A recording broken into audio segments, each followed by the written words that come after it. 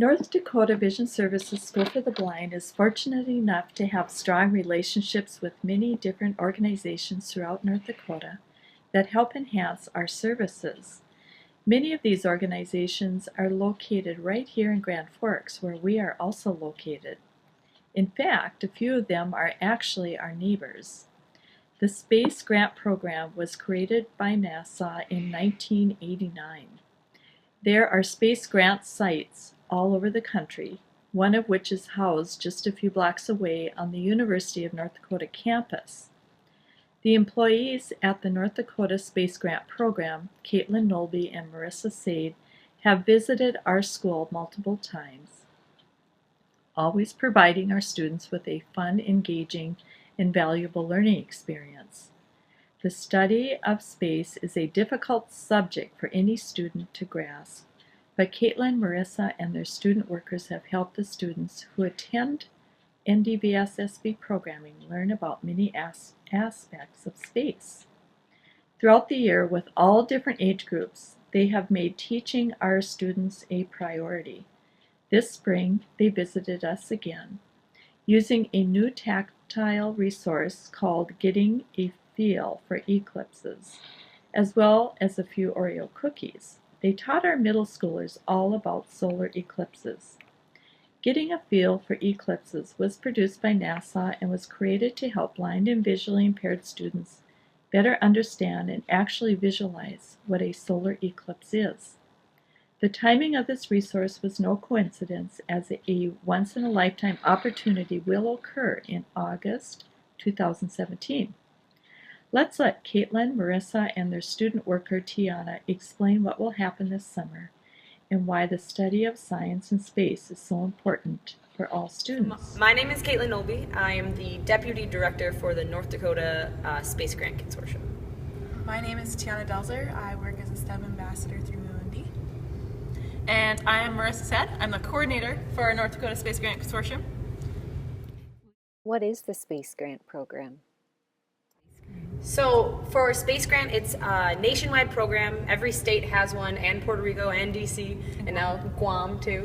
So basically the focus of the program is to get students interested in STEM, so science, technology, engineering, and math, and do it through a lot of NASA type of projects. So we help to do NASA student competitions, so there's like college level rocketry teams and robotics teams, and we help fund them. We give students funding for scholarships and research fellowships. We fund students like Tiana to be STEM ambassadors and go out and do outreach with K-12 students. So we have kind of like a wide reach of K-12 all the way through higher ed, and give faculty like research grants and stuff too. And we do teacher workshops, so we'll teach future teachers, the pre-service, and then in-service teachers. Why is it important for you to come to NDVSSB? You can start. Yeah, I think every student needs to be able to conceptualize space. It's such a hard concept already to try to envision when you can't travel to outer space easily. And the activities are so applicable to multiple subjects. You can have one fun activity and then you can cover all the STEM, do some art along with it, design. Yeah. And I think it's really fun too. So like personally, I've just been like inspired by the South Carolina Space Grant, who like they do stuff like this all the time for students with low vision, and we're like, we really need to start doing that in North Dakota. It's literally like down the road from us, so we might as well come in and try some new things with students. And it's always fun trying new activities that we haven't done before.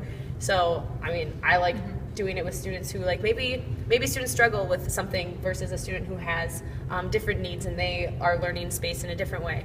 So I think it's always fun to try out new activities with students, and it makes us a better teacher. Yeah. Because you can't just say the same story every single time. It gets mundane, and it makes us think more about the subject too. Yeah. What's happening this summer? Saying on August 21st, 2017, there's going to be a total solar eclipse, which is super rare, and it hasn't happened in the continental US since '79. And it's such an amazing thing to teach young kids, because obviously they haven't been alive for this yet. But it's something that when you incorporate manipulatives and hands-on objects, that they can be a part of that experience. Do you guys know what's going to happen this summer in the sky? You're going to eat Oreos? Yeah, What do you solar think is gonna- eclipse on what's gonna August happen? 21st. Okay, let's tell everyone else. What do you think is going to happen? Alright, so I know what's gonna happen, alright? So on August 21st, for about 2 hours, there's gonna be a solar eclipse. What did you do with the students today? We brought Oreos in today, and they were able to move one in front of the other and you have different contrast. You get the squishy inside, The frosting. the hard cookie, and it's a really fun thing for the kids. And then we also had the tactile books. So we were kind of going along with that and explaining like where the path will actually go, like through which states, and what the partial eclipse is versus the total eclipse, and the umbra and the shadows, and what's between like certain things. And so we were able to incorporate that, and then they were able to do like the actual model with the Oreos and stuff too. And then we're part of a space grant project that's going to launch high altitude balloons across the US and take live video, and stream it to the NASA website from the stratosphere. And so we also brought in some of our ballooning equipment for the students to see like the radio equipment and the payloads and the parachute for the balloon.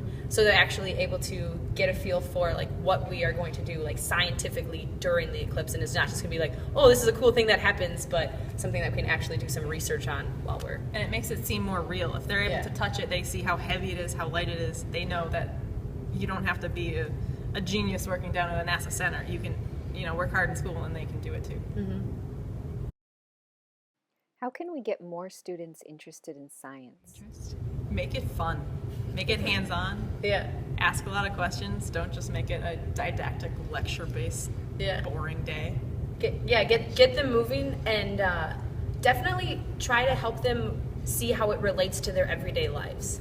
So like when we do stuff with rovers and robots, we're like, how do you guys use robots in your everyday life? And at first they're like, I don't use robots. And they're like, wait, what about the like coffee maker that mom and dad use, or like the TV remote, and like all of those things? And they start to realize that technology is all around them. They start to realize that space like actually helps them like with certain like research that we're doing on the International Space Station and stuff like that. So helping them realize that it's a part of their everyday life, and like, getting from place to place, like a GPS, for example, uses satellites that are from space, and they're like, oh, I guess I didn't realize that. It's just on my phone. So you just gotta open their eyes and get them to see. We talked to one kid where he loved computers, but he said he doesn't want to do science. We're like, oh, you're computers. You just gotta make that connection. Then their eyes light up, and that's our goal.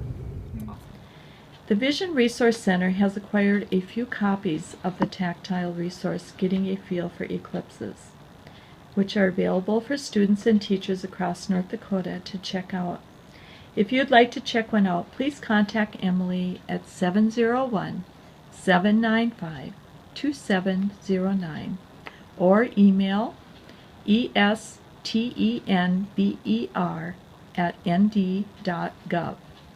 As you've just seen, this resource can help students who are low vision or blind better understand what happens during a solar eclipse, and will, best of all, get them excited about the once-in-a-lifetime event that will occur on August 21st, 2017.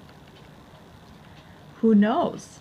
Maybe this will lead one of our North Dakota students to become a scientist, an engineer, or even the first astronaut who's blind.